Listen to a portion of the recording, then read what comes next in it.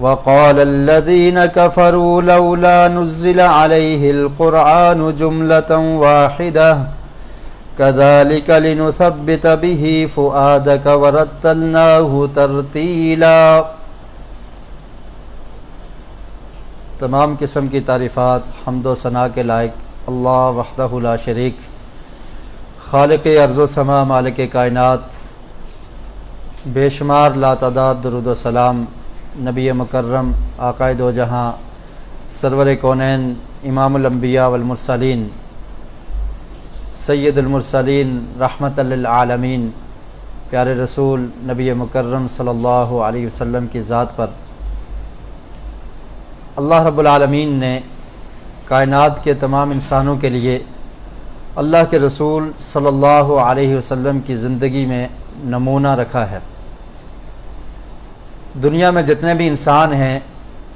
اگر کوئی انسان کامیاب ہونا چاہتا ہے، اپنی زندگی سعادت والی بنانا چاہتا ہے، تو اس کے لیے پیارے رسول صلی اللہ علیہ وسلم کی زندگی میں بہترین نمونہ ہے۔ اللہ رب العالمین نے قرآن مجید میں یہ ارشاد فرمایا، لَقَدْ كَانَ لَكُمْ فِي رَسُولِ اللَّهِ أُسْوَةٌ حَسَنَةٌ، کہ اللہ کے رسول صلی اللہ علیہ وسلم کی زندگی اور آپ کی سیرت تمہارے لیے بہترین نمونہ ہے۔ ہمارے سابقہ خطبہ جمعات سیرت النبی کے حوالہ سے چل رہے تھے۔ ربیع الاول کے موقع پر اس کے بارے میں پچھلے جمعہ میں خطبہ دیا اور اس کے بارے میں گفتگو ہوئی۔ اب ہمارا دوبارہ سے وہی سلسلہ سیرت النبی کے حوالے سے ہم اس کو آگے بڑھائیں گے۔ سیرت النبی، اس کا مقصد یہ ہے کہ انسان اس کو سنے، اس کو پڑھے اور اس کو فالو کرے، اس کے مطابق عمل کرے۔ اور جو انسان بھی اپنی زندگی کے جس شعبہ میں بھی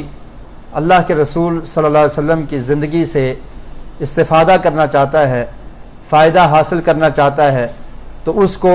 اللہ کے رسول صلی اللہ علیہ وسلم کی زندگی میں استفادہ اور فائدہ ملے گا۔ کوئی انسان اگر بزنس مین ہے تو اس کو آقا علیہ السلام کی تجارت سے وہ نمونہ حاصل کر سکتا ہے۔ اگر کوئی معلم ہے، ٹیچر ہے، تو اسے پیارے رسول صلی اللہ علیہ وسلم کی زندگی میں نمونہ میسر ہے۔ اگر کوئی انسان والد ہے یا شوہر کی حیثیت سے اپنے گھر والوں کے ساتھ کیسا معاملہ اختیار کرنا ہے، اس کے متعلق بھی نبی کریم صلی اللہ علیہ وسلم کی سیرت ہمارے سامنے ہے۔ اگر کوئی امام اور قائد ہے تو اس کے لیے بھی پیارے رسول صلی اللہ علیہ وسلم کی زندگی میں نمونہ ہے۔ بلکہ زندگی کے ہر شعبہ میں انسان کی پیدائش سے لے کر اس کی موت تک جتنے بھی معاملات ہیں اور جس طرح سے بھی زندگی گزارنی ہے، اگر وہ اپنی زندگی کو کامیاب بنانا چاہتا ہے تو وہ سیرت النبی پر عمل کر لے، سیرت النبی سے اپنے آپ کو اس سے فائدہ حاصل کرنے والا بنا لے، تو وہ انسان کامیاب ہو جائے گا۔ نبی کریم صلی اللہ علیہ وسلم نے جب اس دعوت کا آغاز کیا مکہ مکرمہ میں، تو مکہ کے مشرکین آپ صلی اللہ علیہ وسلم کے جانی دشمن بن گئے۔ آپ کو پریشانیاں جھیلنی پڑی، آپ کو تکالیف برداشت کرنا پڑی اور بہت ساری باتیں سننا پڑی۔ ان تکالیف کا تذکرہ ہم کر چکے، اور مشرکین طرح طرح کی باتیں کیا کرتے تھے۔ ان باتوں میں سے ایک بات ان کی یہ تھی کہ قرآن مجید کے بارے میں بھی انہوں نے اپنی زبان دراز کی اور یہ کہنا شروع کر دیا کہ قرآن کو اللہ رب العالمین نے ایک ہی دفعہ کیوں نہیں نازل کیا؟ کبھی کوئی آیت نازل ہوتی ہے، کبھی کوئی سورت نازل ہوتی ہے، اور یہ مختلف وقت میں قرآن کا نزول ایسا کیوں ہے؟ ایک ہی دفعہ قرآن نازل کیوں نہ ہوا؟ یہ مشرکین نے اعتراض کر دیا، اور وہ یہ کہنا چاہتے تھے کہ نبی کریم صلی اللہ علیہ وسلم خود سے یہ کتاب لکھتے ہیں یا خود سے یہ چیزیں ہم میں بیان کرتے ہیں، اس لیے کچھ بیان کرتے ہیں، پھر کچھ واقعہ جب دوسرا پیش آتا ہے پھر اس کو بیان کرتے ہیں، تو اس کا مطلب یہ ہے کہ یہ نبی کریم صلی اللہ علیہ وسلم کی اپنی تصنیف ہے۔ تو اللہ رب العالمین نے قرآن مجید میں سورہ فرقان کی آیت نمبر 32 میں اس چیز کا جواب دیا کہ یہ لوگ وقال الذین کفروا لولا نزل علیہ القرآن جملۃ واحدہ، کہ یہ لوگ یہ کہتے ہیں، یہ کافر لوگ انکار کرتے ہوئے، کفر کرتے ہوئے یہ بات کہتے ہیں کہ اللہ رب العالمین نے قرآن کو ایک ہی دفعہ کیوں نہیں نازل کیا؟ اللہ رب العالمین کی حکمت ہے، اور اگر قرآن مجید کو ایک ہی دفعہ نازل کر دیا جاتا تو پھر نبی کریم صلی اللہ علیہ وسلم کو جو تسلی ملتی تھی کہ بار بار اللہ رب العالمین کی طرف سے پیغام آتا ہے، جبریل علیہ السلام آتے ہیں، اور جب بھی مشرکین کا کوئی اعتراض ہوتا ہے اسی وقت وہی نازل ہو جاتی ہے اور ان کے اعتراض کا جواب دے دیا جاتا ہے، یہ ایک حکمت تھی کہ جس کی وجہ سے اللہ رب العالمین نے قرآن کو ایک ہی دفعہ نازل نہیں کیا بلکہ اس کو آقا علیہ السلام کی پوری عمر پر محیط کر دیا، اور جب کوئی واقعہ پیش آتا، جب کوئی اعتراض ہوتا تو اس کا جواب اللہ رب العالمین جبریل علیہ السلام کے ذریعے نبی اکرم صلی اللہ علیہ وسلم کے قلب اطہر پہ اتار دیتے۔ تو یہ مقصد تھا کہ قرآن کو ایک دفعہ نازل نہیں کیا۔ اور بھی بہت ساری حکمت اس میں پوشیدہ ہے کہ اگر قرآن مجید میں تمام حدود ایک ہی دفعہ نازل کر دی جاتی، چوری کی حد بھی، زنا کی سزا بھی، قتل کی سزا بھی، اور شراب کی حرمت، اور تمام ان کاموں سے ایک ہی دفعہ نازل کر کے بیان کر دیا جاتا تو یہ لوگوں کے لیے مشکل ہو جاتا۔ اللہ رب العالمین نے آسان کیا اور تدریجاً یہ احکامات نازل کر دیے۔ اور پھر اگر یہ قرآن مجید ایک ہی دفعہ نازل ہو جاتا تو اس پوری کتاب کو ایک ہی دفعہ یاد کرنا یہ مشکل کام تھا، اور عرب کے لوگ، وہ لوگ لکھنا پڑھنا نہیں جانتے تھے، وہ لوگ امی تھے، ان پڑھ تھے، وہ جو سنتے تھے اس کو یاد کر لیا کرتے تھے۔ تو اللہ رب العالمین نے قرآن مجید کو پے در پے نازل کر کے، ترتیل کے ساتھ، ٹھہر ٹھہر کے نازل کر کے، جو آیات نازل ہوتی صحابہ اکرام اس کو اپنے دل میں محفوظ کر لیتے، تو اس طرح قرآن صحابہ اکرام کے سینے میں محفوظ ہو گیا۔ اور پھر آپ دیکھیے قرآن مجید کی مثال بارش کی طرح ہے۔ بارش اگر ٹھہر ٹھہر کے اترے تو وہ رحمت کی بارش ہوتی ہے، اگر ایک ہی دفعہ بارش اور پانی آسمان سے ٹپک پڑے، اتر جائے تو زمین پہ سیلاب آ جاتا ہے، زمین اس کو برداشت نہیں کر سکتی۔ تو اللہ رب العالمین نے یہ جو رحمت نازل کی ہے قرآن کی صورت میں، تو ٹھہر ٹھہر کے جب کوئی اعتراض ہوتا، جب کوئی مسئلہ بنتا، تو اللہ رب العالمین نبی مکرم صلی اللہ علیہ وسلم کو تسلی دیتے ہوئے، آپ کے دل کو مضبوط کرتے ہوئے، رحمت کی بارش کی طرح ٹھہر ٹھہر کے اللہ تعالیٰ نے اس قرآن کو نازل کر دیا۔ تو اللہ تعالیٰ فرماتے ہیں کہ یہ کافر لوگ، ان کو علم نہیں ہے، یہ جانتے نہیں ہیں، تو یہ اس طرح کے اعتراض کرتے ہیں۔ نبی مکرم صلی اللہ علیہ وسلم پہ یہ اعتراض کر دیا کہ لولا نزل القرآن جملۃ واحدہ، کہ قرآن کو ایک ہی دفعہ کیوں نہیں نازل کیا گیا؟ اللہ تعالیٰ فرماتے ہیں لنثبت به فؤادک ورتلناہ ترتیلا، کہ ہم نے آپ کے دل کو تسکین دینی تھی، اس قرآن کو آپ کے دل میں محفوظ کرنا تھا کہ جب یہ کافر لوگ اعتراض کرتے، ان کے اعتراض کے جواب پر اللہ رب العالمین کی طرف سے رحمت نازل ہو جاتی، جبریل امین علیہ السلام آ کر آپ کو تسلی دے دیتے، آپ کا دل مضبوط ہو جاتا اور آپ ان کی پریشانیوں کو برداشت کر لیتے۔ اس لیے ہم نے قرآن کو ٹھہر ٹھہر کے پڑھا ہے، وَرَتَّلْنَاهُ تَرْتِيلًا، ٹھہر ٹھہر کے ہم نے اس کا نزول کیا۔ اور دوسری جگہ پر بھی اللہ رب العالمین نے یہ فرمایا کہ وَنَزَّلْنَاهُ تَنزِيلًا، کہ ہم نے اس کو ٹھہر ٹھہر کے نازل کیا ہے۔ تو یہ کافر لوگوں نے اعتراض کیا نبی اکرم صلی اللہ علیہ وسلم پر کہ یہ قرآن ایک ہی دفعہ کیوں نہیں اترا، تو اللہ رب العالمین نے اس کا جواب دے دیا۔ اس کے بعد یہ مشرکین اعتراض پہ اعتراض کیا کرتے تھے۔ حضرت ابو ہریرہ رضی اللہ تعالیٰ عنہ بیان کرتے ہیں، صحیح مسلم میں حدیث ہے، جاء مشرکو قریش یخاصمون رسول اللہ صلی اللہ علیہ وسلم فی القدر، تقدیر کے بارے میں اعتراض شروع کر دیا۔ اللہ کی قدر اور تقدیر جس پر ہر مسلمان کا ایمان ہونا چاہیے، تو اس کے بارے میں ان مجرموں نے اعتراض شروع کر دیا کہ اللہ کی تقدیر میں سب کچھ لکھا ہوا ہے، یہ کیسے ہو سکتا ہے کہ ہم جب مر جائیں گے، ہم فوت ہو جائیں گے، اس کے بعد ہمارا حساب و کتاب ہوگا، اور یہ اللہ کے علم میں پہلے سے موجود ہے، ہم اس پر یقین نہیں رکھتے۔ اللہ رب العالمین نے قرآن مجید کی یہ آیات نازل کر دی، یوم یسحبون فی النار علی وجوہہم ذوقوا مس سقر انا کل شیء خلقناہ بقدر۔ فرمایا کہ ان مجرموں سے کہہ دیجئے جو تقدیر کا انکار کرتے ہیں، کہتے تھے تقدیر کوئی چیز نہیں ہے، یہ سب کچھ خود بخود چل رہا ہے، اللہ کے علم اور تقدیر کا ان لوگوں نے انکار کر دیا۔ تو اللہ تعالیٰ نے فرمایا کہ ان کو یاد کرواؤ، قیامت کا دن آنے والا ہے، تمہارا حساب ہوگا، یسحبون فی النار علی وجوہہم، اور تمہیں چہروں کے بل گھسیٹ کر جہنم میں ڈال دیا جائے گا، اور پھر تمہیں یہ کہا جائے گا ذوقوا مس سقر، کہ یہ جہنم کی آگ جلانے والی ہے، وہ دن آنے والا ہے اور اس دن سے بچ جاؤ۔ اس دن چہروں کے بل گھسیٹ کر تمہیں جہنم میں پھینکا جائے گا، اور پھر یہ کہا جائے گا کہ آج جہنم کا مزہ چکھو، اس عذاب کی تپش کو برداشت کرو۔ تو فرمایا کہ یہ مجرم لوگ ایسے ہیں، ان المجرمین فی ضلال وسعر، یہ فاضح گمراہی میں ہیں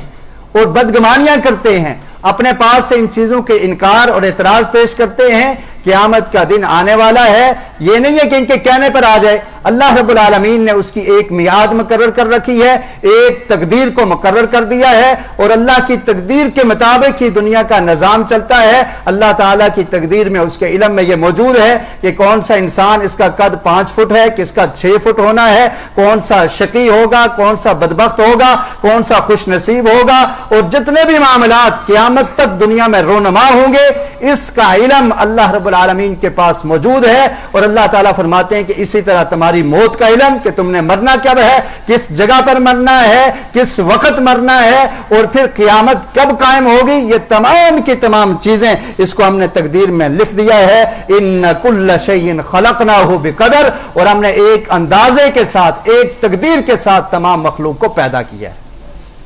تو یہ تقدیر کے بارے میں جھگڑا کیا کرتے تھے، لڑا کرتے تھے، حالانکہ مومن کے ایمان کا یہ حصہ ہے کہ مومن تقدیر پر ایمان رکھے۔ صحیح بخاری میں حدیث ہے،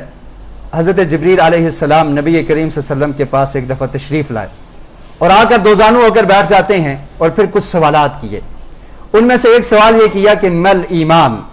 اللہ کے رسول مجھے یہ بتائیے ایمان کسے کہتے ہیں؟ اللہ کے رسول نے فرمایا ان تؤمن باللہ وملائکتہ وکتبہ ورسلہ والیوم الآخر والقدر خیرہ وشرہ، کہ ایمان یہ ہے کہ تو اللہ پر ایمان لائے، اللہ وحدہ لا شریک ہے، اس کے ساتھ کسی دوسرے کو شریک ٹھہرانا یہ درست نہیں، وہ اکیلا ہی عبادت کے لائق ہے، وہ اکیلا ہی خالق اور مالک اور رازق ہے۔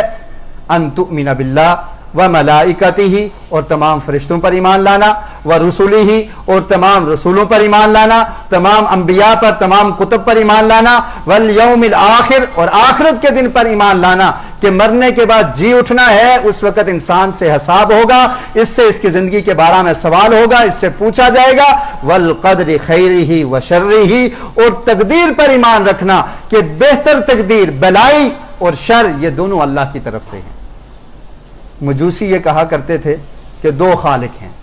ایک اچھائی کا خالق ہے اور ایک نعوذ باللہ برائی کا خالق ہے۔ تو اللہ تعالیٰ نے کیا فرمایا، اللہ کے رسول نے فرمایا والقدر خیرہ وشرہ،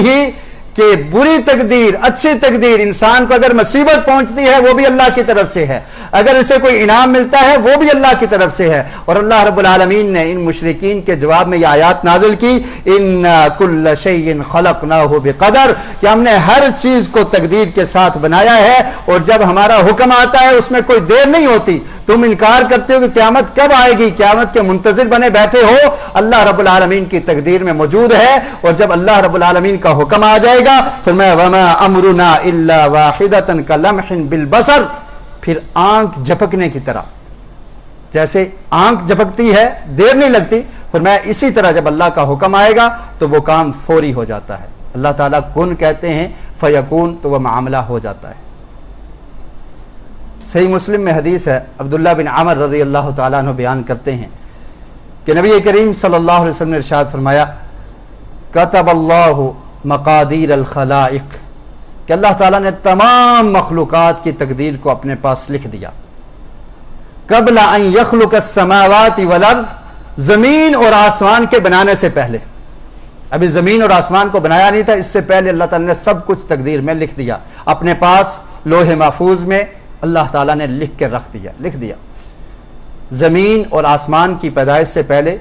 قبل 50,000 سنہ، آسمان و زمین کی پیدائش سے 50,000 سال پہلے اللہ تعالیٰ نے لکھ دیا تھا۔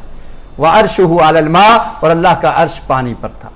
یعنی زمین کی تخلیق سے پہلے بھی اللہ تعالیٰ نے یہ تمام چیزیں لکھ دی تھی، اور اللہ کی تقدیر میں یہ سب کچھ لکھا ہوا ہے۔ تو پھر یہ مشرک اس بات پہ اعتراض کرتے ہیں کہ قیامت آ کیوں نہیں جاتی، کب آئے گی؟ تمہارے پاس ایک محدود علم ہے، اس پر یقین رکھنا چاہیے کہ اللہ تعالیٰ نے ان تمام چیزوں کو تقدیر کے مطابق ہی پیدا کیا ہے۔ تو یہ مشرکین کا ایک اعتراض تھا، تقدیر پر اعتراض کیا کرتے تھے۔ پہلا اعتراض کیا تھا؟ قرآن مجید پر اعتراض، کہ قرآن ایک ہی دفعہ کیوں نازل ہو گیا، ایک ہی دفعہ کیوں نہ نازل ہوا، یہ ٹھہر ٹھہر کے کیوں نازل ہوا ہے؟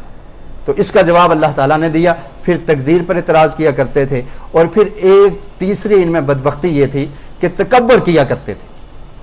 تکبر اتنا تھا کہ اپنے آپ کو سمجھتے کہ ہم عرب کے بڑے لوگ ہیں، ہمارا تعلق قبیلہ قریش سے ہے، چھوٹے لوگوں کے ساتھ بیٹھنا یہ ہم گوارا نہیں کرتے۔ جو لوگ غلام ہیں، جو غریب ہیں، جو فقیر ہیں، جن کو کھانے کو کچھ نہیں ملتا، ان کے ساتھ ہم بیٹھ جائیں، ایسا ممکن نہیں ہے۔ اور اللہ کے رسول صلی اللہ علیہ وسلم سے کہا کہ اللہ کے رسول، اگر آپ ہمیں دعوت پہ بلانا چاہتے ہیں، ہمیں دعوت دینا چاہتے ہیں، ہمیں کوئی بات سنانا چاہتے ہیں، تو جدھر بلال بیٹھے ہوں، سہیب بیٹھے ہوں، ابن مسعود بیٹھے ہوں، یہ صحابہ اکرام، ان کے ساتھ ہم بیٹھنا گوارا نہیں کریں گے۔ یہ ہمارا سٹیٹس،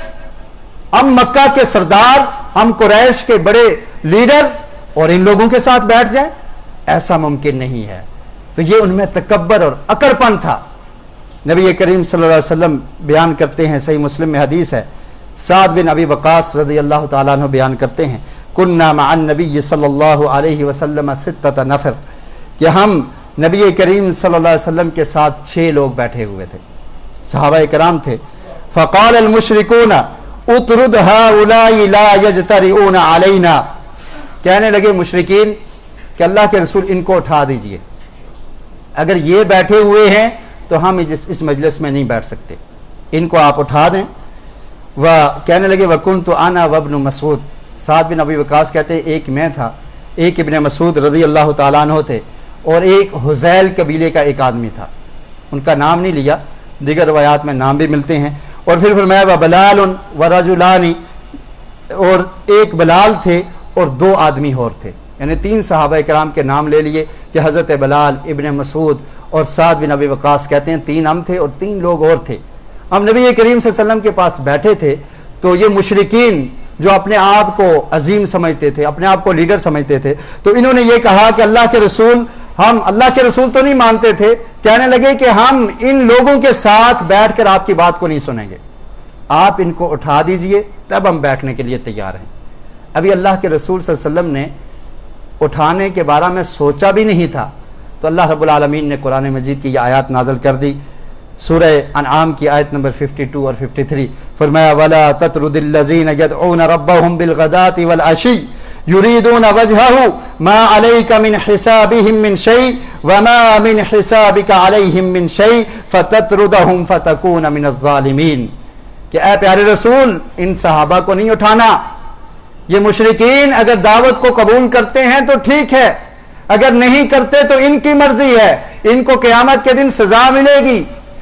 لیکن یہ صحابہ کرام جو آپ کے پاس دین سیکھنے کے لیے آئے ہیں، آپ کی مجلس میں بیٹھے ہوئے ہیں، آپ کے جانثار ہیں، آپ پر اپنی جانوں کو لٹانے والے ہیں، اور جو دین کو سیکھنے والے ہیں، اللہ کی رضا کے لیے سب کچھ قربان کر کے انہوں نے دین اسلام کو قبول کیا ہے، فرمایا وَلَا تَطْرُدِ الَّذِينَ، اللہ تعالیٰ نے فرمایا کہ ان لوگوں کو نہیں اٹھانا، يَدْعُونَ رَبَّهُمْ بِالْغَدَاةِ وَالْعَشِيِّ، جو صبح بھی شام کو بھی اللہ کی رضا کے لیے اللہ کی عبادت کرتے ہیں، اللہ کو مانتے ہیں، اللہ کی عبادت میں مصروف رہتے ہیں۔ یہ بڑے بڑے لوگ اگر اس دعوت کو قبول کریں تو ٹھیک ہے، لیکن ان کو اٹھانا نہیں ہے۔ اللہ رب العالمین نے قرآن مجید کی یہ آیات نازل کر دی۔ اور پھر اسی طرح حضرت عائشہ رضی اللہ تعالیٰ عنہ بیان کرتی ہیں، نبی کریم صلی اللہ علیہ وسلم کی یہ تڑپ ہوا کرتی تھی کہ یہ مشرکین جو تکبر کرتے ہیں، جو اپنے آپ کو بڑا لیڈر سمجھتے ہیں، اللہ تعالیٰ ان کو بھی ہدایت دیتے اور یہ جہنم کی آگ سے بچ جائیں۔ اس لیے پیارے رسول صلی اللہ علیہ وسلم یہ سوچا کرتے تھے کہ کسی طرح بھی یہ میری بات کو قبول کر لیں، میری دعوت کو سنیں تو صحیح، میرے قریب تو آئیں۔ اس کے لیے اللہ کے رسول کوشش کیا کرتے تھے، آپ کے دل میں یہ طلب ہوا کرتی تھی کہ ان مشرکین میں سے کوئی بھی جہنم میں نہ جانے والا بنے۔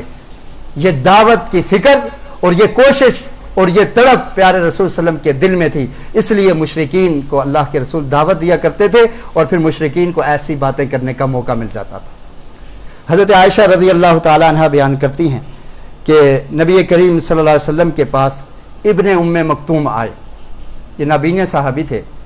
تو یہ آئے اور آ کر کہنے لگے ارشدنی، اللہ کے رسول میری طرف متوجہ ہوں، آنکھوں سے بھی دیکھ نہیں سکتے تھے، نابینا تھے، انہیں یہ نہیں پتا تھا کہ کون بیٹھا ہوا ہے، اللہ کے رسول کو مخاطب ہوئے اور کہا کہ اللہ کے رسول آپ میری طرف متوجہ ہوں، میرے سوال کا جواب دیں۔ تو اللہ کے رسول صلی اللہ علیہ وسلم کے پاس حضرت عائشہ بیان کرتی ہیں کہ قریش کے کوئی بڑے لوگ بیٹھے ہوئے تھے،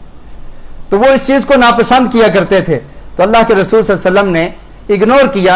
اور ان کی طرف متوجہ ہو گئے۔ اب دیکھیے اللہ کے ہاں کسی کا کوئی سٹیٹس کام نہیں آتا، کسی کا حسب و نسب کام نہیں آتا کہ یہ بڑے قبیلے سے ہے، یہ چھوٹے قبیلے سے ہے، یہ بڑا بزنس مین ہے، یہ فقیر ہے، اس کا عہدہ بڑا ہے، یہ وکیل ہے اور یہ ایک نوکر ہے، یہ جج ہے اور اس کی حیثیت نہیں، یہ ملک کا حکمران ہے اور دوسرے کی حیثیت نہیں، یہ اللہ کے ہاں نہیں چلتا۔ اللہ تعالیٰ تو انسان کے دل کو دیکھتے ہیں، ان اکرمکم عند اللہ اتقاکم، جو زیادہ متقی ہے، جس کے دل میں اللہ کا خوف اور ڈر ہے، اللہ کے ہاں وہ زیادہ محبوب ہے۔ دنیا والے اس کو کچھ بھی نہ سمجھیں، اس کے پاس مال و دولت کی کمی ہو، اس کی شکل اچھی نہ ہو، اس کا قبیلہ اچھا نہ ہو، اس کے پاس مال و دولت نہ ہو، کوئی بات نہیں، لیکن اللہ رب العالمین کو وہ بندہ محبوب ہے جو اللہ سے ڈرنے والا ہو، جس کے اندر تقوی موجود ہو، جس کے اندر اللہ کا خوف موجود ہو۔ ابن ام مکتوم ہیں، قریش کے سردار بیٹھے ہیں، نبی کریم صلی اللہ علیہ وسلم نے ان کی طرف توجہ کی کہ یہ تو مسلمان ہیں، یہ بعد میں بھی سوال کر لیں گے، لیکن یہ طلب تھی کہ یہ مشرکین دین کو قبول کر لیں، یہ دین کے اندر داخل ہو جائیں، یہ مسلمان ہو کر جہنم کی آگ سے بچ جائیں، لیکن اللہ رب العالمین نے قرآن کی آیات نازل کر دی، عبس وتولی ان جاءہ الاعمی وما یدریک لعلہ یزکا، کہ اللہ کے رسول آپ نے اپنا چہرہ پھیر دیا، میرے اس بندے سے، ابن ام مکتوم سے چہرے کو پھیر دیا، اس لیڈر کی خاطر ایسا گوارا نہیں کیا اللہ رب العالمین نے۔ فرمایا عبس وتولی ان جاءہ الاعمی، کہ آپ نے اپنے چہرے کو پھیر دیا کہ آپ کے پاس ایک نابینا شخص آیا ہے، وما یدریک لعلہ یزکا، آپ کو کیا پتا ہے، آپ کو کیا پتا ہے کہ ممکن ہے کہ یہ بندہ نصیحت حاصل کر لے، نصیحت کو قبول کر لے، او یذکر فتنفعہ الذکرى، اور یہ نصیحت اس کو نفع دے دے، اس کو فائدہ ہو جائے، تو آپ کو اس کی طرف توجہ کرنی چاہیے تھی۔ اما من استغنى فانت له تصدى، آپ اس شخص کی طرف متوجہ ہوئے کہ جو بدبخت ہے، جو تکبر اور گمنڈ میں ادھر بیٹھا ہوا ہے، آپ اس کی طرف متوجہ ہو گئے، فانت له تصدى، اور اس کی وجہ سے آپ نے ابن ام مکتوم کو چھوڑ دیا۔ اللہ رب العالمین نے قرآن مجید کی یہ آیات نازل کر دی۔ آپ دیکھیے اللہ کے رسول صلی اللہ علیہ وسلم کو کتنی تڑپ تھی کہ یہ لوگ دین میں داخل ہو جائیں، اور یہ لوگ مشرک کتنے بدبخت تھے کہ اللہ کے رسول صلی اللہ علیہ وسلم پہ کبھی کس طرح کے اعتراض کرتے، کبھی کس طرح کے اعتراض کرتے، اور اس کے بعد ان کا ایک اعتراض یہ بھی تھا کہ ہم نے جب مرنا ہے، مرنے کے بعد جی نہیں اٹھنا۔ مرنے کے بعد کس نے دیکھا ہے کیا ہونے والا ہے؟ جب ہڈیاں پگھل جائیں گی، مٹی کے ساتھ مل جائیں گی، ہڈی بوسیدہ ہو جائے گی، گوشت پہ، جسم پہ گوشت کا کوئی اثر باقی نہیں رہے گا، تو اس وقت کون اٹھا سکتا ہے، کون دوبارہ انسان بنا سکتا ہے؟ کہتے ہیں یہ ممکن نہیں ہے۔ اللہ رب العالمین نے قرآن مجید میں ارشاد فرمایا، سورہ صافات کی آیت نمبر 37 ہے، اَإِذَا مِتْنَا وَكُنَّا تُرَابًا وَإِذَامًا أَإِنَّا لَمَبْعُوثُونَ، کہتے کہ جب ہم مر جائیں گے، وَكُنَّا تُرَابًا، اور ہم مٹی کے ساتھ مل جائیں گے، وَإِذَامًا، اور ہماری ہڈیاں بھی ختم ہو جائیں گی، أَإِنَّا لَمَبْعُوثُونَ، کیا اس وقت ہمیں دوبارہ اٹھایا جائے گا؟ یہ ممکن نہیں ہے۔ اس طرف ان کا ذہن جاتا نہیں تھا کہ یہ کیسے ہو سکتا ہے، انسان ختم ہو گیا، اس کو مٹی میں دفن کر دیا گیا، اس کو جلا دیا گیا، اس کی راکھ کو بکھیر دیا گیا، یہ کیسے ہو سکتا ہے کہ اللہ تعالیٰ اس کو جمع کر لے اور اس کو دوبارہ اٹھائے اور اس سے حساب لے؟ یہ ممکن نہیں ہے۔ مشرکین کا یہ اعتراض تھا۔ حالانکہ نبی مکرم صلی اللہ علیہ وسلم کا فرمان ہے، صحیح بخاری میں حدیث ہے کہ ایک آدمی اپنے فوت ہونے سے پہلے اپنے بیٹے کو وصیت کرتا ہے کہ میں بہت گناہ گار ہوں، میں نے بہت گناہ کیے ہیں، تو جب میں مر گیا تو تم نے ایسا کرنا ہے کہ میری لاش کو جلا دینا ہے، اور جلانے کے بعد اس کی جو راکھ ہوگی، اس راکھ کو کچھ کو سمندر میں بہا دینا اور کچھ کو تم نے ہوا میں اڑا دینا ہے، اور اگر اللہ رب العالمین اس بات پر قادر ہوا کہ اس نے اس کو جمع کر کے مجھے دوبارہ بنا دیا، تو پھر تو اللہ تعالیٰ مجھے بہت سخت عذاب دے گا، لیکن مجھے اپنے گناہوں کی وجہ سے اللہ سے ڈر لگتا ہے، اس لیے تم ایسا کرنا۔ اللہ کے رسول نے فرمایا ایسا ہی کیا گیا۔ اللہ رب العالمین نے زمین کو حکم دیا کہ اس کے تمام جتنے بھی پرزے بکھرے پڑے ہیں، جتنے بھی اعضاء کسی جگہ پر ہیں، جس صورت میں بھی ہیں، ان کو جمع کر کے دوبارہ انسان بنا دیا جائے۔ انسان بن گیا۔ اللہ نے اس سے پوچھا تو نے یہ کام کس لیے کیا ہے؟ فرمایا اللہ تعالیٰ تیرے ڈر کی وجہ سے تیرے سامنے میں حساب نہیں دے سکتا تھا، میں نے بہت نافرمانیاں کی ہیں، میں نے بہت ظلم کیے ہیں، میں نے بہت پاپ کیے ہیں، بہت گناہ کیے ہیں، اللہ تیرا ڈر تھا، اس وجہ سے میں نے اپنے بیٹے کو یہ کہا۔ اللہ تعالیٰ نے اس کو معاف کر دیا کہ تیرے دل میں میرا ڈر آ گیا، جا میں تجھے معاف کرتا ہوں۔ تو یہ مشرک یہ کہا کرتے تھے اَإِذَا مِتْنَا وَكُنَّا تُرَابًا وَإِذَامًا أَإِنَّا لَمَبْعُوثُونَ کہ جب ہم فوت ہو جائیں گے ہمیں دوبارہ کیسے اٹھایا جائے گا۔ اور ایک مشرک اس کا نام ہے عائس بن وائل، نبی کریم صلی اللہ علیہ وسلم کے پاس آیا اور مذاق کے انداز میں آ کر یہ کہنا شروع کر دیا، ایک ہڈی اٹھائی زمین سے، وہ سیدھا ہڈی پرانی کسی جانور کی پڑی ہوئی ہے، اس کو اٹھا کر تو اللہ کے رسول سے مذاق کرتا ہے، یہ ہڈی پڑی ہوئی ہے، کیا اس کو اٹھا کر دوبارہ اس کو جاندار کو بنا دیا جائے گا؟ ہڈی سے دوبارہ جسم تیار ہو جائے گا؟ یہ کیسے ہو سکتا ہے؟ مذاق کیا اس نے۔ اللہ رب العالمین نے قرآن مجید کی یہ آیات نازل کر دی، فرمایا اولم یر الانسان انا خلقناہ من نطفۃ فاذا هو خصیم مبین، فرمایا کیا انسان دیکھتا نہیں ہے، کیا انسان غور نہیں کرتا، اللہ کی نشانیوں پر فکر نہیں کرتا؟ انا خلقناہ من نطفۃ فاذا هو خصیم مبین، ہم نے اس کو پیدا کیسے کیا ہے؟ پانی کے ایک قطرے سے اس کو پیدا کیا اور اس کو کڑیل جوان بنا دیا، انسان بنا دیا۔ پانی کا قطرہ تھا، اس کے بعد گوشت کا لوتھڑا بنتا ہے، گوشت کے لوتھڑے کے بعد اس میں روح پھونک دی جاتی ہے، زمین پہ آتا ہے، اس کا جسم کمزور ہے، بچپن ہے، پھر جوانی اور کڑیل جوان بن جاتا ہے، اللہ تعالیٰ اس کو طاقت اور قوت دے دیتے ہیں۔ یہ اپنی ابتدا کی طرف غور کرے کہ ہم نے اس کو پانی کے ایک قطرے سے بنایا ہے، اور جب قطرے سے ہم نے اس کو کڑیل جوان بنا دیا، نوجوان بنا دیا، فَإِذَا هُوَ خَصِيمٌ مُبِينٌ، اور آج یہ اس اللہ کے بارے میں جھگڑے کرتا ہے، اس اللہ سے واضح جھگڑے کرتا ہے۔ اور آج دیکھیے کہ انسانوں کی حالت کیا ہے، رب العالمین سے بغاوت کرتے ہیں، اللہ کی نافرمانیاں کرتے ہیں، اور کوئی زبان دراز کر دیتا ہے اور کوئی اپنے عمل سے اللہ رب العالمین سے جھگڑا کرتا ہے کہ اللہ کے فرامین کو پیسے پوچھ ڈال کر کون پوچھنے والا ہے، جیسے مرضی ہے زندگی گزارو، انجوائے کرو۔ اور پھر کہا جائے کسی کو دعوت دی جائے، دیکھیے اتنے اختلافات ہیں، دعوت کس لیے دی جا رہی ہے، ہم نے نہیں اس کو قبول کرنا، جب تم متحد ہو جاؤ گے پھر ہم قبول کر لیں گے۔ اللہ رب العالمین نے یہ نہیں پوچھنا، اللہ نے یہ نشانی بتائی ہے کہ اس اللہ نے تمہیں ایک قطرے سے انسان بنایا، جس نے تمہیں سوچ اور سمجھ اور عقل اور بصیرت دی ہے، تم دنیا کے کاموں میں اپنے عقل کو یوز کر سکتے ہو، دنیا کی تعلیم کے لیے اپنے عقل کو استعمال کر سکتے ہو، دنیا کے کاروبار کے لیے اپنے دماغ کو یوز کر سکتے ہو، لیکن جب دین کی بات آئے، قرآن کو سمجھنے کی بات آئے، نبی مکرم صلی اللہ علیہ وسلم کے فرامین کو سمجھنے کی بات آئے، دین پر عمل کرنے کی بات آئے، تو تم جھگڑالو بن جاتے ہو، تمہارے پاس بہانے تراشنے کا موقع آ جاتا ہے۔ اسی طرح اس آدمی نے یہ کیا، ایک ہڈی اٹھائی، کہنے لگا اللہ اس کو کیسے زندہ کرے گا؟ اللہ تعالی نے فرمایا کہ تم اپنی خلقت کی طرف دیکھو، کون تھا جس نے تمہیں پیدا کیا؟ پانی کے ایک قطرے سے تمہیں بنا دیا، اور پھر فرمایا وَضَرَبَ لَنَا مَثَلًا وَنَسِيَ خَلْقَهُ قَالَ مَنْ يُحْيِي الْعِظَامَ وَهِيَ رَمِيمٌ، فرمایا یہ آدمی ہمارے لیے مثالیں کرتا ہے اور کہتا ہے کہ بسیدہ ہڈی کو کون زندہ کرے گا؟ قُلْ يُحْيِيهَا الَّذِي أَنشَأَهَا أَوَّلَ مَرَّةٍ، اس کو کہہ دیجئے کہ جس نے پہلی دفعہ پیدا کیا ہے وہ دوبارہ بھی پیدا کرنے پر قادر ہے، وہ دوبارہ بھی تمہیں اٹھا سکتا ہے، اور تم اس بات سے پریشان نہ ہو جاؤ۔ تو یہ مشرکین دوبارہ مرنے پر جی اٹھنے کو مذاق کیا کرتے تھے، اللہ کے رسول صلی اللہ علیہ وسلم کو یہ کہا کرتے تھے کہ ایسا ممکن نہیں ہے۔ اور اس کے علاوہ ایک اور ان کا اعتراض یہ تھا کہ یہ اعتراض کیا کرتے تھے کہ اللہ کے رسول، آپ اللہ کے پیغمبر ہیں، آپ اللہ کے رسول ہیں، آپ ہماری طرح کھانا کھاتے ہیں،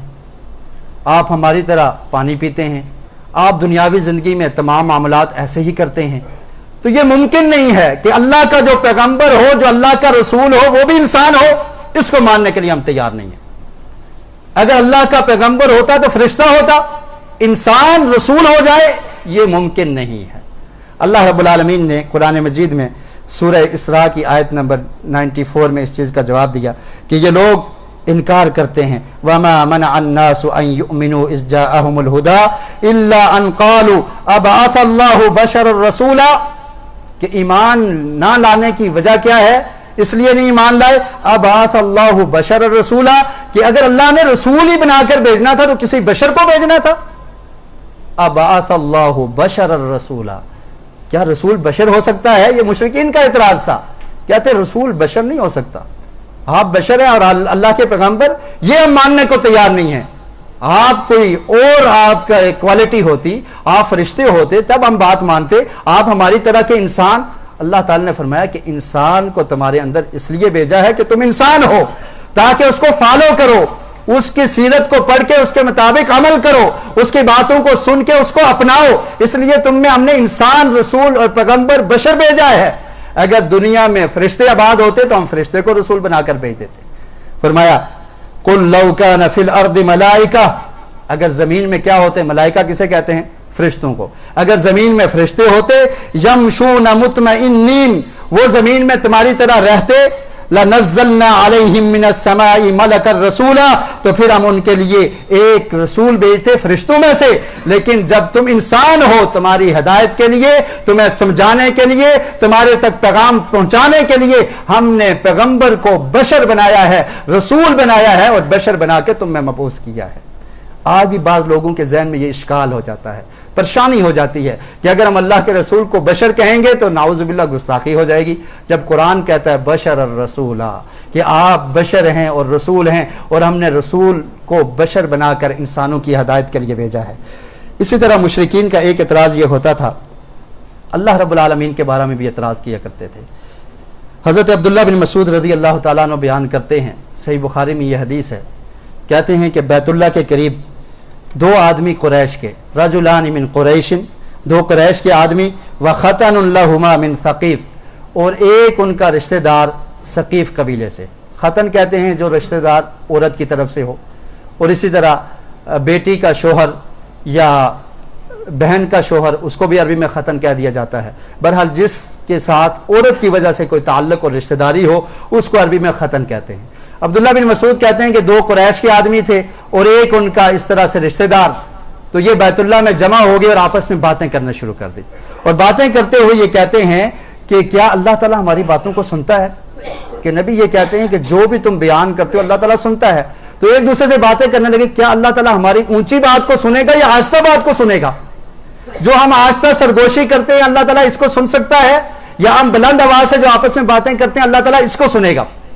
اللہ رب العالمین نے قرآن مجید میں یہ آیت نازل کر دی کہ تم اللہ کے بارے میں ایسے کہتے ہو، حالانکہ اللہ رب العالمین قیامت کے دن تم لوگوں کو جمع کرے گا اور پھر تمہارے ہاتھوں پر، تمہاری چمڑی پر، تمہارے منہ پر تالے لگا دے گا، اور پھر تمہارے جسم کے یہ عذاب ہولیں گے جیسے زمین پہ تمہاری زبان بولتی ہے اور زبان سے تم اعتراضات کرتے ہو، کل قیامت کے دن تیرے جسم کا ہر عضو بول کے کہے گا کہ اس انسان نے فلاں گناہ کیا تھا، فلاں کام کیے تھے، یہ تمہارے جسم کے عذاب بولیں گے۔ رب العالمین نے قرآن میں فرمایا حتی اذا ما جاؤوها شہد علیہم سمعہم،